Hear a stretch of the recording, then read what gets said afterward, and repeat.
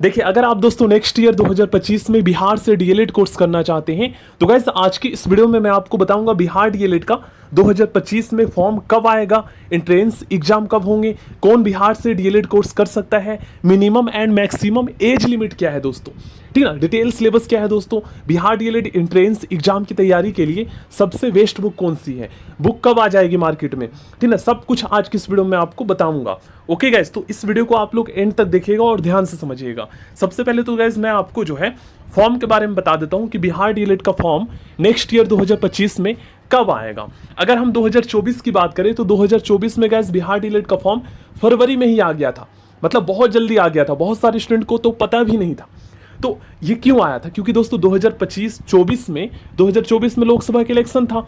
अब इसी को ध्यान में रखना दोस्तों, 2025 में भी क्या है ना, बिहार में विधानसभा के चुनाव है, तो ऐसे में बिहार डीएलएड का फॉर्म 2025 में भी जल्दी आएगा, जनवरी फरवरी में आ जाएगा और एग्जाम आपका मार्च अप्रैल में हो जाएगा। तो आप ये मानकर मत चलिए कि यार टाइम बहुत है तो तैयारी आराम से करेंगे। अगर आप प्राइवेट कॉलेज भी चाहते हो तो भी आपको तैयारी अच्छे से करना पड़ेगा, क्योंकि आपको पता है दोस्तों बिहार में लाखों में टीचर्स की वैकेंसी आ रही है और आएगी, ठीक है, टाइम टू टाइम।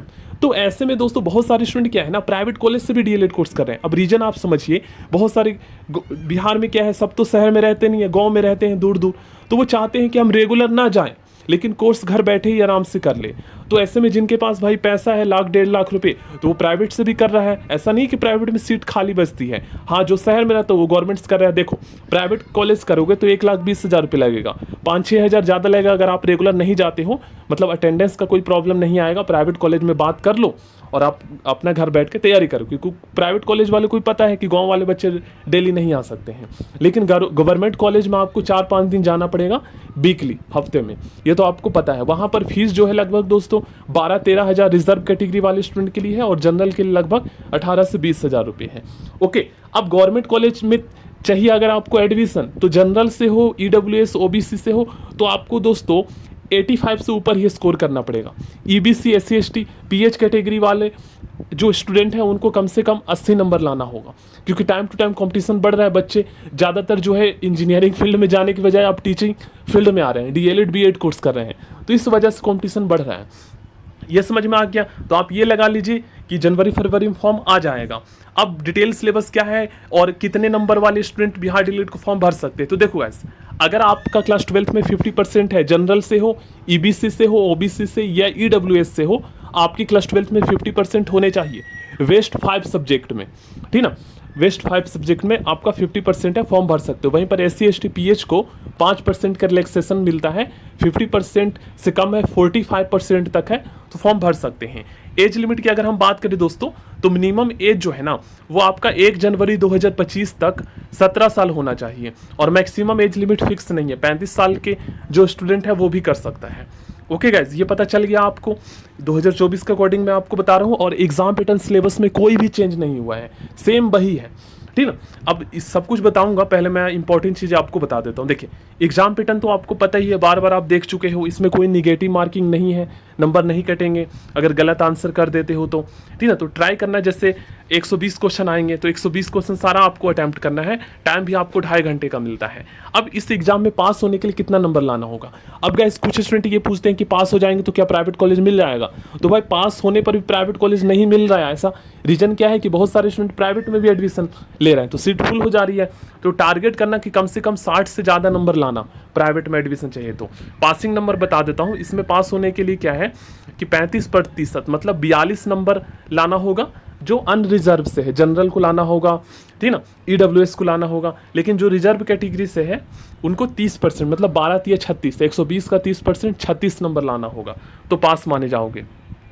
अब गैस कुछ स्टूडेंट पूछते हैं कि क्या डॉक्यूमेंट्स चाहिए होगा फॉर्म भरते टाइम, तो उस टाइम पे आपके पास आधार कार्ड होना चाहिए, सर्टिफिकेट होना चाहिए 10th का, मैट्रिक इंटर का, और आपके पास बिहार का डोमिसाइल सर्टिफिकेट जरूर होना चाहिए, तो ये बनवा लीजिएगा दोस्तों। और जो स्टूडेंट उर्दू से करना चाहते हैं डीएलएड, तो देख लीजिए यहाँ पर आप पढ़ लीजिए क्या लिखा हुआ है। और देखिए जब आपका डीएलएड कंप्लीट हो जाएगा तो आपको सीटेट का पेपर 1 एग्जाम पास करना होगा। बीपीएससी टीचर का एग्जाम कौन दे सकता है, डीएलएड पास होना चाहिए। फिर सीटेट का एग्जाम होता है साल में 2 बार, उसको पास करके ही आप बीपीएससी का फॉर्म भर सकते हो। ओके गाइस, तो इसमें देख लीजिए डीएलएड का डिटेल वाला सिलेबस देख लीजिए एंट्रेंस एग्जाम का। इसमें क्लास 10th लेवल के क्वेश्चंस पूछे जाते हैं और सबसे बेस्ट बुक जो है ना, ये यूनिक पब्लिकेशन की प्रीवियस ईयर सॉल्व बुक आती है। तो 2025 के लिए जो बुक है ना, वो आपका दोस्तों अगस्त या सितंबर तक आ जाएगा, तो वही बुक आपको खरीदना है, ठीक ना। उसमें आपको 2024 में जितने भी एग्जाम हुए हैं लगभग 30 दिन तक सारे शिफ्ट में सारा सॉल्व मिल जाएगा और प्रैक्टिस सेट। तो आपको तैयारी कैसे करना है, देखो आपके पास अगर कोई हिंदी की गाइड है, आप यूट्यूब पे वीडियोस देखते हो, तो आप क्या करना है, इन सभी टॉपिक को आप सर्च करना और एक एक टॉपिक को आप नोट्स बना लेना या फिर एक एक टॉपिक को समझ लेना और साथ में बुक से प्रैक्टिस करना। और उसके बाद आप जो है ना प्रीवियस ईयर के क्वेश्चंस देखना। जैसे मान लीजिए आपको इंग्लिश में समझ में नहीं आ रहा है कि सिलेबस में ये जो टॉपिक बता दिया गया है इसमें क्या पढ़ना है क्या नहीं पढ़ना है, क्योंकि टॉपिक तो काफ़ी डिटेल में बताया गया है, तो जब आप पढ़ोगे तो कौन सा टॉपिक इंपॉर्टेंट है ये तो नहीं पता लगेगा। तो आप बुक में देखना, प्रीवियस ईयर के क्वेश्चंस देखना कि इंग्लिश में कौन से टॉपिक से ज़्यादातर क्वेश्चंस पूछे गए हैं, कहाँ से आ रहे हैं, तो उसको आप पढ़ना। जैसे आपके पास बुक होगा यूट्यूब से, आप एक लूसेंट की जनरल इंग्लिश की बुक आती है, उस बुक खरीद लो, उससे पढ़ो सारा टॉपिक। और ऑलरेडी मैंने तैयारी करवा रखा है पिछले साल, तो उससे आप तैयारी कर सकते हो क्योंकि सिलेबस चेंज नहीं हुआ है, ठीक ना। तो प्रीवियस ईयर के अकॉर्डिंग करना। आप जैसे मैथ में क्या पढ़ना है क्या नहीं, तो मैथ के प्रीवियस ईयर क्वेश्चंस देखो कि कहाँ से पूछे जा रहे हैं, तो उसके अकॉर्डिंग करोगे तो अच्छा मतलब आपका तैयारी होगा। अब इंग्लिश में गाइस देख, सॉरी मैथ में क्या है ना, मैथ में जो क्वेश्चंस आते हैं वो क्लास 10th लेवल के आते हैं, कंपटीशन लेवल का क्वेश्चंस नहीं आता है। तो आप चाहो तो क्लास 9 10th का एनसीईआरटी मैथ के सारे टॉपिक कर लो, या फिर जो इसमें दिया गया सिलेबस में इसको कर लो। तो बाकी तो आपको प्रीवियस ईयर जो बुक आप खरीदोगे उसी से पता लगेगा, ठीक ना। अब देखो साइंस और सोशल स्टडी को आप लूसेंट के बुक से कर सकते हो या जो बुक बता रहा हूँ मैं उससे कर सकते हो। तो आप क्या करना ना, देखो आप साथ ही साथ इन सभी टॉपिक को करते जाना, पढ़ते जाना, और आपको डेली जो है ना प्रीवियस ईयर का ही सारे सॉल्व जो क्वेश्चन पेपर का जो बुक आप लाओगे उसका डेली एक प्रैक्टिस सेट लगाना बिना आंसर देखे। और डेली आप चेक करना कि 2.5 घंटे में मैं कितने क्वेश्चंस कर पा रहा हूँ और कितने क्वेश्चंस मेरे सही हो रहे हैं। और 120 में से आप ये चेक करना कि 120 में से मैं कितना क्वेश्चन सही कर पा रहा हूँ। अगर आप 120 में से 70 80 90 स्कोर कर रहे हो तो आपका अच्छा स्कोर हो रहा है और आप इम्प्रूव करिएगा। तो ये सबसे अच्छा तरीका है, डेली आप प्रैक्टिस सेट करो सॉल्व और चेक करो कितना हो रहा है, क्योंकि सारा जो बुक मैं बता रहा हूँ उस बुक में सारा प्रीवियस ईयर के अकॉर्डिंग ही बुक को तैयार किया गया है, ठीक ना। तो इन सभी टॉपिक को आप कर सकते हो, देख लीजिए यहाँ पर सारा टॉपिक। तो ये सबसे अच्छा तरीका मैंने आपको बताया दोस्तों। ये देख लीजिए आप लोग यहाँ पर देखिए, इसमें मोस्ट सिलेक्टेड 10 टॉपिक ही analogy, classification, series, coding, decoding, blood relation, directions, logical Venn diagram, finding the missing number, mathematical operation, syllogism, statement, arguments, यही 10 टॉपिक है जिससे 10 क्वेश्चन ओनली आते हैं।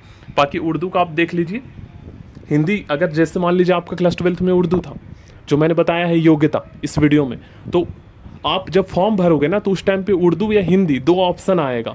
मतलब आपके पास ऑप्शन आएगा कि क्या आपका क्लास 12th में उर्दू था, उर्दू लेना चाहते हैं तो उर्दू सेलेक्ट करोगे तो उर्दू के क्वेश्चंस आपके एग्जाम में पूछे जाएंगे।